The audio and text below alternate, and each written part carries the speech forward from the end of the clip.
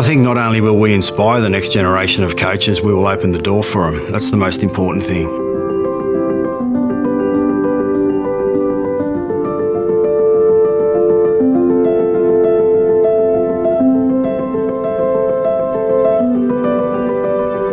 Around 24 years of age, I got the opportunity to captain coach by default.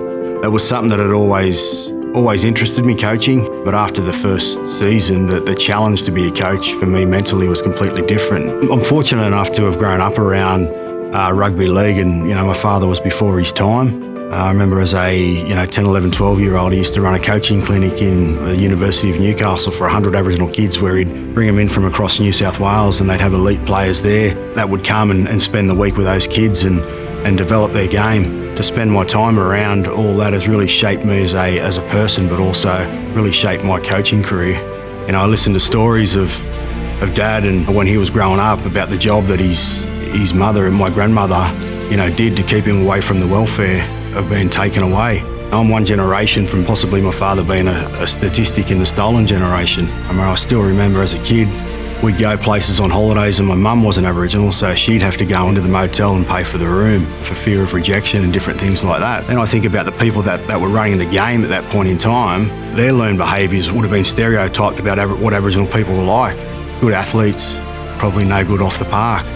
So those sort of things, I believe, influence this point in time why the staff are limited in the game. For a long time at the Tigers, I was the only Aboriginal assistant coach in the game. It's a sad indictment that we don't have more than myself and Dean Witters and Jamie Soward, obviously. I'm sure when you look at all the Aboriginal and Torres Strait Islander coaches that are in the game at the moment, they're not there for themselves. They're there to create a pathway for the next generation. We need to be on the ground making change out there. What are we as an organisation, the NRL, and what are our clubs doing out in community? That's the most important thing. Driving educational outcomes or driving health and wellbeing outcomes, I think that's a responsibility of the game to go and do that. We look at suicide rates at the moment for Aboriginal kids, they're the highest of all races. So, we need to work out how we're going to target those sort of things and fix those, because not everyone's going to be a rugby league player. For me, it was an inherent trait that I'd learned off my dad that, it's not about teaching them to be rugby league players. It's about giving people tools to be better people. I think that's extremely important.